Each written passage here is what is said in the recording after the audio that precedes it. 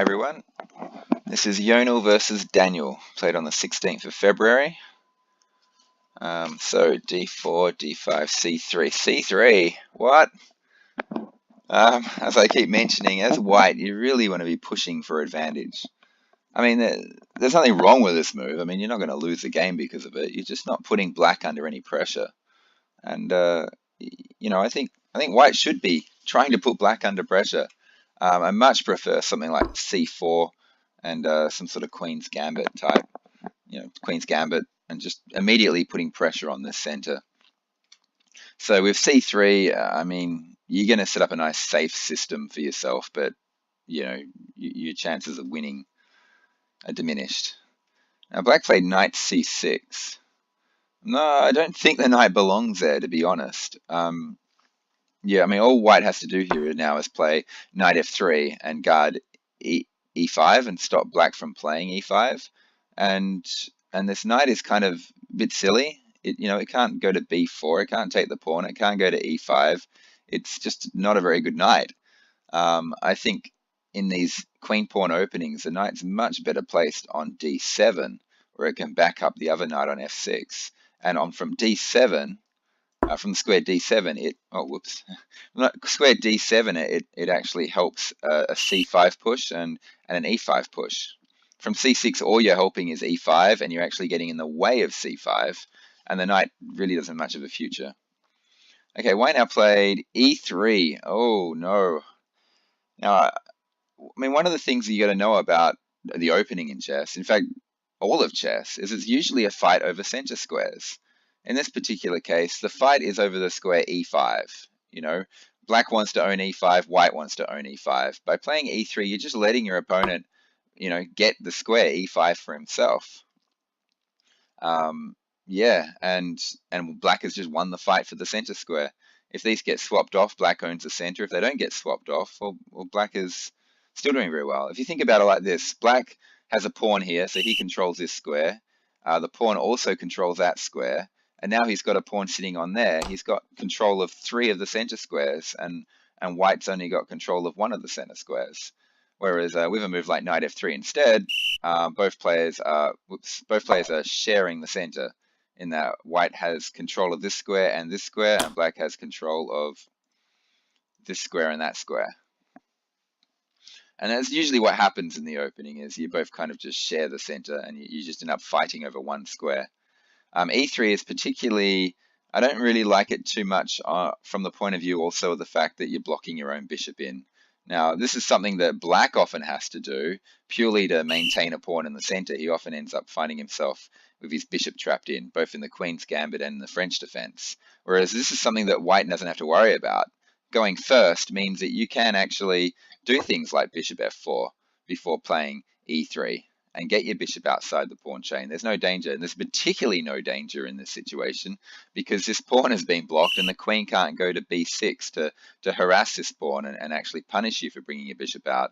So, I mean, if you don't like knight f3, you don't want to commit your knight so early to this square, bishop f4 is another good move. It stops e5, and then you can close the pawn chain up behind it with the bishop on a brilliant active diagonal, rather than your bishop sitting passively placed in here like it is. So this bishop's kind of rubbish for the rest of the game.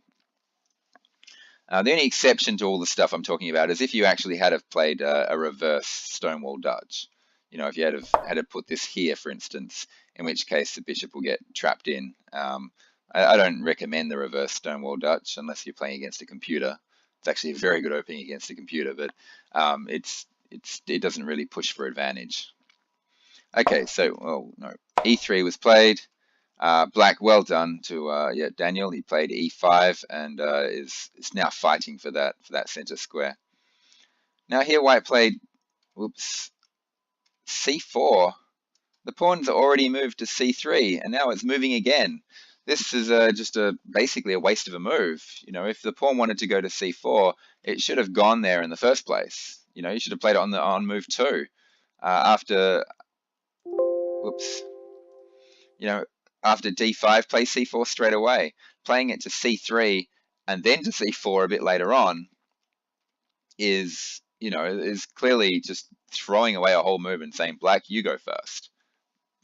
And I think it's important, particularly as you become a strong player, to recognize that first move advantage you start as white is crucial, and you've got to try and make use of that first move. And wasting a single move means you've just blown it. You've thrown away that first move advantage. Here instead, oh, it's hard to tell. I mean, it's difficult. Black's got a great position now, so finding good moves for white is very difficult. I mean, knight f3 comes to mind, but that might just be walking into e4, and what you've got here is some sort of weird reverse French defense. You know, if the knight goes here, then yeah, it's some sort of reverse French defense, which black should be very happy with, because black is the one that's going to have the pressure. He's going to have white under in a really tricky situation. As you can see, white's pieces are all stuffed up. The bishop's not coming out. The knight can't go anywhere useful, and the king side has lost its key defensive piece. Apart from knight f3, I mean, what else can we do here? It's tricky. If we just throw away the center, though, I think black is just very, very happy here. But maybe something like knight here would be the way to go, and then bring the other knight in, and you've got some sort of reverse Caro-Kann. Except a really bad reverse Caro-Kann because this bishop is trapped in. But that's probably how I would handle it if I ever found myself in this type of position. Other options, I don't know. Maybe pin the knight to the king, bishop b5. Not that you actually want to take this knight. If they just hit a6, you really don't want to take it because all your pawns are on black squares. This is your good bishop. If you trade it off for a knight, then these light squares are going to be a massive problem for the whole game. Once this bishop gets in and starts attacking these light squares, you're going to find there's not many good places for your pieces to sit. Okay, so moving on with the game, c4. I mean, it fights for the center, but you've lost a move. And I can't help but feel that black has probably already here got a way to win at least a pawn.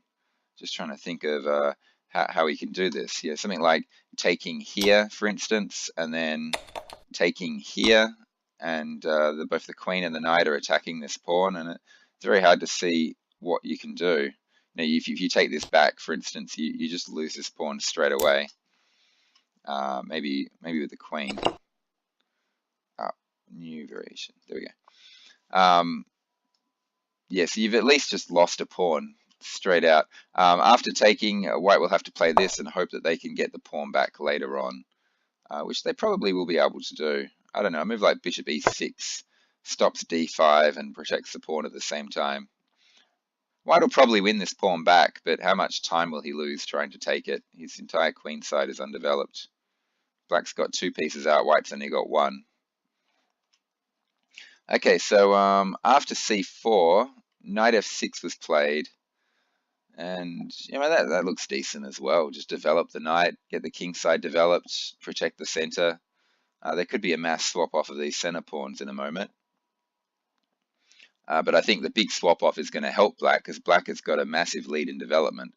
Generally, if you've got a lead in development, you want all the pawns to swap off because your pieces are in position and ready to strike, and your opponent's pieces are still sitting around on the back, not helping. So knight c3 was played now. So I mean, these are the right sort of moves, putting black under pressure, attacking the center with the knight and with the pawn, and so on. You want to be playing these moves not from a move down though. If this move c3 hadn't been played first move and the pawn had have instead gone straight to c4, then this is exactly how you should be playing the position. Now I'm not sure. I think white should probably be a bit more paranoid. Try and get his king to safety as soon as possible. It's hard to tell how to do it though. Maybe swap off a couple of pawns just to simplify the position a bit. Yeah. I mean, we could swap off all the pawns, but it's very dangerous doing that when you're so far behind in development. He played knight c3, developing a knight. I'm wondering if knight f3 might have been better. Just developing the king side. Got to get these pieces out of the king side as soon as possible so the king can get to safety. Once the king's safe, then the center opening up isn't going to be too big a problem. Well, it's not going to be as big a problem anyway. Okay, so after knight c3, we had bishop e6 being played. So black is just continually developing, but I can't help but feel black might have a way to, black might be able to play a bit more aggressively here and try and push for a big advantage. For example, taking this pawn here, and then, yeah, because that opens the E file, and I want to open the E file because black is only two moves away from castling. White is 3 moves away from castling. So something like bishop b4, pin the knight, and then get yourself castled and throw a rook e8 on the king's side as soon as possible. And you don't mind if white ever takes this, because white's leaving himself with an isolated pawn. An isolated queen pawn is not necessarily bad, but in this type of position where you're like 2 moves down in development, it is bad because you end up just losing it. An isolated pawn can be okay. An isolated center pawn can be okay if both players are equally developed. So bishop e6 was played. I really do think swap a pair of pawns off and develop the king side. So white now decided to take this pawn here.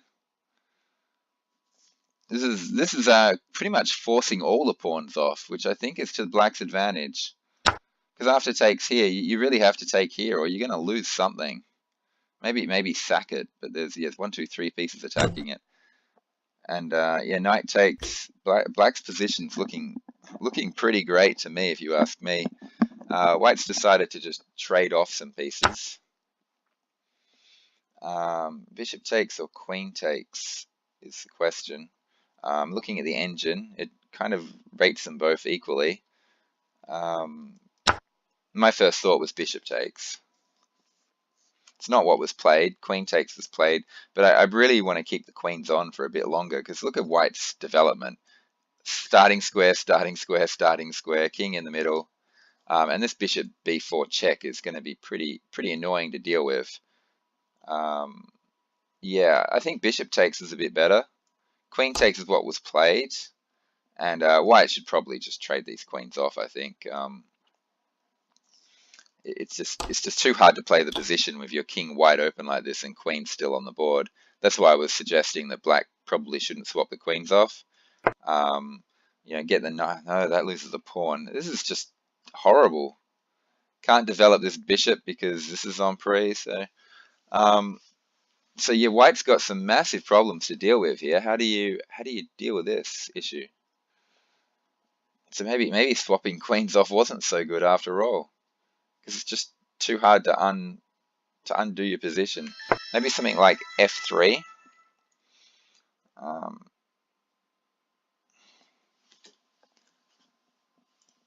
Yeah, maybe f3. Sorry, I paused for a second and I was just checking out what that text was.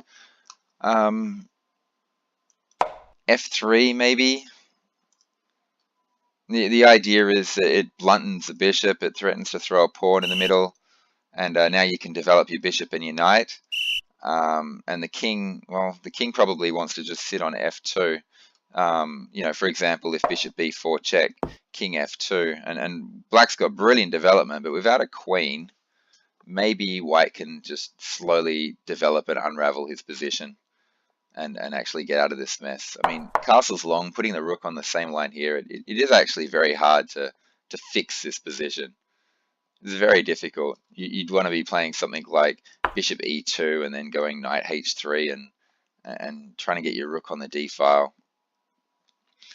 Throwing an e4 in is looking a bit dicey as well because of bishop c5, but maybe this bishop can hop onto e3. It's tricky. It's tricky to play this as white. This is the problem with the opening that's been chosen and black's huge lead in development. So let's see what happened. Queen takes d5. He decided not to swap the queens off, and instead he threw in queen a4 check. So, I mean, the bishop can drop in the way and hit the queen. You can also just simply play c6. The queen here does have the advantage of, it sort of, no, it doesn't really prevent, but it makes it uncomfortable for black to think about castling, particularly if he plays c6. If he castles, this pawn might become a problem for a while. So what happened? He played bishop d7. I think that's also pretty good. So the queen went to f4. Finding a spot for this queen At this stage, white still does want to swap queens off. Maybe just throw the queen at d4 and say, do you want to swap? Never mind the isolated pawn. He he can't leave the queens floating around the middle of the board with his king stuck in the center and not getting out of the center for a very long time. If your king is stuck in the center and you got bad development, you really do need to get those queens off to have any sort of chance. Queen b3 is another one. Don't worry about the double pawns. You actually end up with a half-open file that you can work with. But at some point, you kind of have to accept having a weakness, like accept having an isolated pawn or doubled isolated pawns, just to get those queens off the board, because otherwise you're just going to get mated. So Queen f4 was played, and yeah, I mean, yeah, that's the only piece white has developed is the queen, and this king is stuck in the center. I can't see any sort of forced win for black. I just know black has got to be winning this. I mean something like bishop d6 comes to mind with the idea of the threatened discovered check, check with discovered attack on the queen. Well, kind of that just forces the queen back to d4 again. Otherwise, maybe just castle long, which is what happened. Yeah, I think what black did is quite good. Just getting the d file, getting the king to safety. So yeah, this is really hard to play. Maybe bishop d2 if there's no good discoveries with this bishop. I don't think this bishop has anywhere it can go that's too deadly. So bishop d2, and if the bishop moves, then immediately go bishop c3. Yeah, or yeah, that's about it. Queen back to d4, swap the queens off maybe. It's very hard. Okay, so bishop e2 was played, but might be too late for white. Black just has to be precise in how he plays this. The bishop b4 check just seems to me like it's... Oh no, that doesn't work. The queen just takes it. Although, yeah, this pawn here is on pre. Why can't the queen just take it now? Or is there something bad here that I'm not aware of? What about after the queen? No, you can't do this. The knight just takes. Or no, or even better, the knight goes here. Oh, hang on. There, moves. Yeah. Is that a queen swap?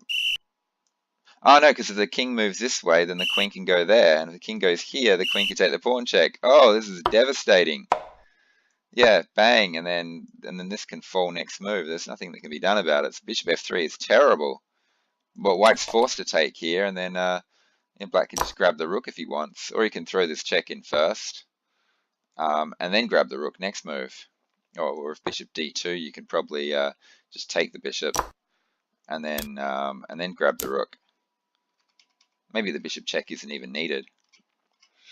So yeah, bishop e2. I think queen takes g2 is pretty devastating. Or bishop b4 check is what the engine is saying, and the idea is you sack the bishop before grabbing this pawn. I don't think that's as good as just grabbing the pawn straight away. So yeah. So I'm just looking at the engine suggestions. I'm looking at them now because it's with black's position so well developed and white's king in the center, generally there will be some sort of combination that wins. It's saying that bishop b5 gives black 10 points of advantage. So yeah, I mean, how exactly? If the bishop takes the bishop, mate. So what if the knight moves? Then knight d3 check is what the engine's saying. And if bishop takes, queen takes, that stops white from castling because you're controlling the line and you're threatening mate down here. And yeah. And there's also the threat of bishop b4 check if the queen goes off this diagonal. Oh, that's so strong for black. Yeah, bishop b5. How good is that? That is really good. However, in this position, black played knight c6. I think that throws away a lot of the advantage. One of the great things about this position is the knight on e5, and it controls f3 and controls d3. It's perfectly protected by the queen. I think black threw this away here. With knight c6, you're just giving white a whole free move to get his position sorted out. So just knight f3, and you know, now he's just one step away from castling. I mean, this bishop check here can be very frustrating to deal with. Now the knight is guarding b4. Maybe the king can just go to f1 and slowly just g3, king g2, and artificially castle that way. It might be the best way for white to handle this. Just develop and accept the fact that you're castling artificially. Yeah, knight c6, not so good. No, taking the pawn would have been great. Yeah, bishop b5 obviously is just smashing. The engine's suggesting all sorts of amazing moves in this position. g5 is one suggestion as well. This is pretty cool because if the queen takes on g5, you've just got knight d3 with a discovered attack on the queen. So once your opponent has an exposed queen, you have great development, king safety, and the center like this. There are just tactics everywhere. They're all just, it's very, very difficult for white to not fall into one of these tactics. Let's put it that way. Okay, knight c6 throws away a lot of the advantage. Bishop f3 was played here. Okay, so he's got some idea of put the bishop on this line and maybe develop the knight here. I really do think just developing, you've got to get your knight off the back. The bishop's already in play. Let's get the knight out as well. So bishop f3 kind of runs into, yeah, queen a5 check maybe. In fact, this looks very strong. If bishop here, then you can throw in bishop b4, and you've got a pretty decent position here. The main idea is if the bishop takes, you take back with the knight, and you're threatening double check with a knight fork, winning the queen. And you know, and how does white handle this move? Well, what move does white even play here? I mean, he can't castle long. So, you know, knight takes pawn check is devastating. You know, you might have to play something like king f1 just to not get destroyed very quickly. And even then, the knight can jump into c2, harass the rook. The bishop jumping to b5 also comes to mind, pinning this knight, and then maybe this knight can jump into here or something, or the queen can, the rook can come down and jump onto d2, followed up with the other rook doubling. So there's a whole lot of really good attractive options here. Okay, so after bishop f3, he played bishop b4 check. Yeah, bishop in the way is impossible, so the king has to go here. And yeah, now how do we play this? So queen d3 check is what he did, forcing bishop e2. Obviously knight e2 is terrible on account of mate. So bishop e2 is forced. Now where does the queen go?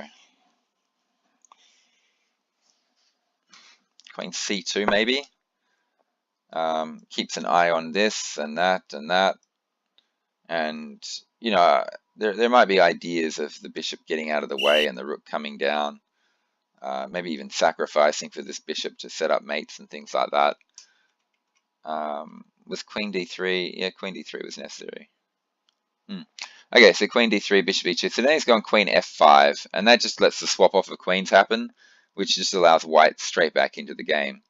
Only white did not swap the queens off. Oh gosh, he's got no development at all. Swapping the queens off is white's only chance here. He has to just take it. Instead, he's gone queen c4, leaving his queen very exposed. And black's attack is devastating. So even though black wasted that move with his knight, because white hasn't swapped queens off, it's just very, very strong for black now. So bishop e6, yeah, that's just great. Unleashes the rook down this line, attacks the queen. Where does this queen go? Is there anywhere? So queen back to f4 maybe, and saying, come on, let's swap queens, is the way to play this. I think that's it, and black shouldn't swap queens. Black should be quite happy to jump into c2 and be deep in the heart of the enemy territory. You got rooks coming down with other rooks following it up. You got bishops coming in. Yeah, you've even got bishop here ideas if you need to. Whoa, it's, you know, or just bishop jumping into here and threatening to trade this off. And after the the bishop swap, the rook comes down to d2. All sorts of great stuff here. So after bishop e6, though, he didn't play queen f4 and try and swap the queens off. He played queen h4, just letting black run all over white's position. Here he's thrown in g5, and you know that looks decent because it controls f4. It stops the queen trying to swap off. And now the move suggested by the engine, which is only 4 points of material down, is e4, basically saying, "Come on, let's swap queens." And even then, black shouldn't take it. He should probably just play something like queen e5 or something. And yeah, this pawn is going to get destroyed. Instead, he played queen h5.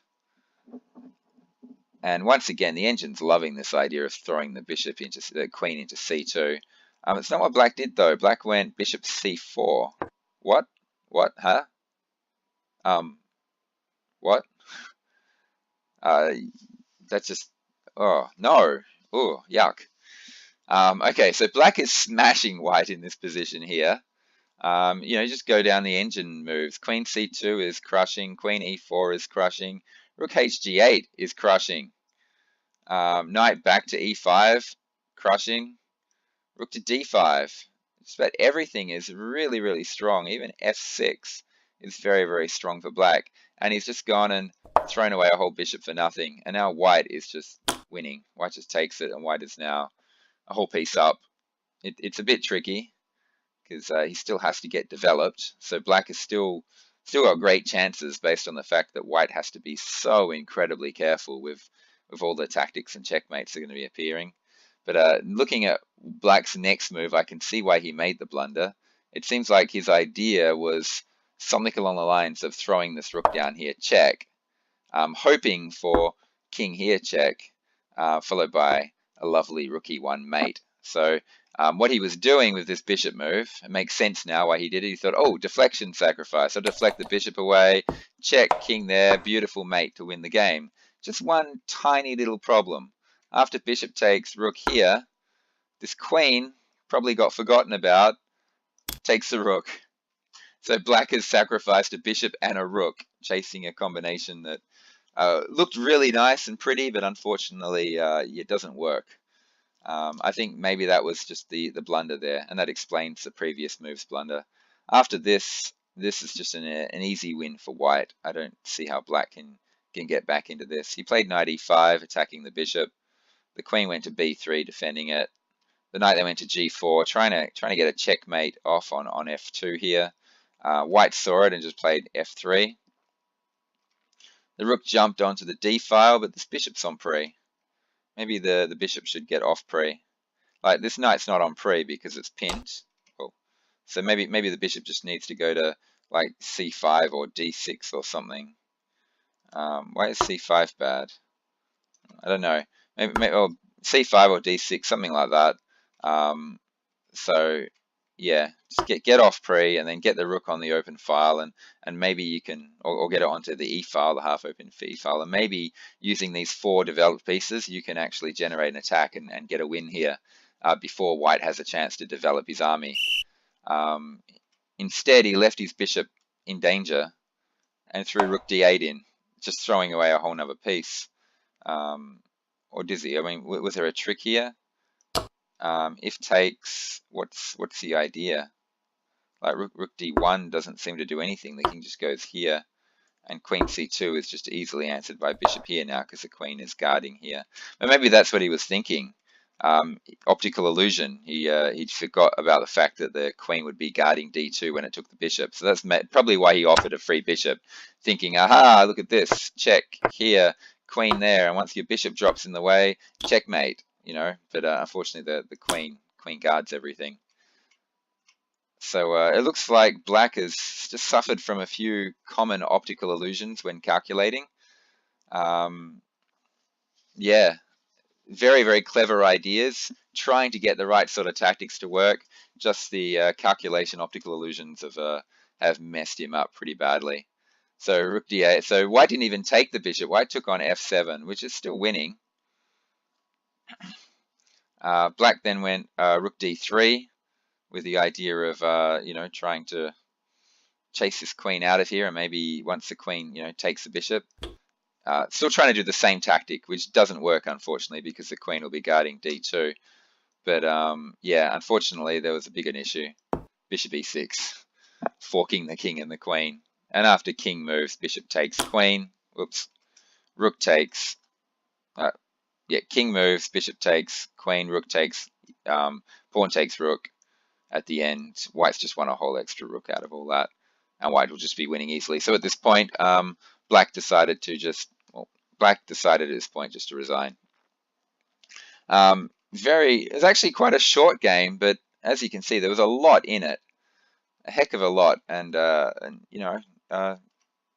very well played by black, right up until the point where he decided to throw away 3 pieces. Yeah, but you can see the reason why he threw them away. It was just he had good ideas, good creative ideas in how to win the position. Just missing that queen, dropping back to d1, which just ruined everything. So yeah, that bishop sack followed by rook there, just missing queen takes rook, and that's what did him. Well, I hope you all learned something from this game. Thanks for listening. See you later.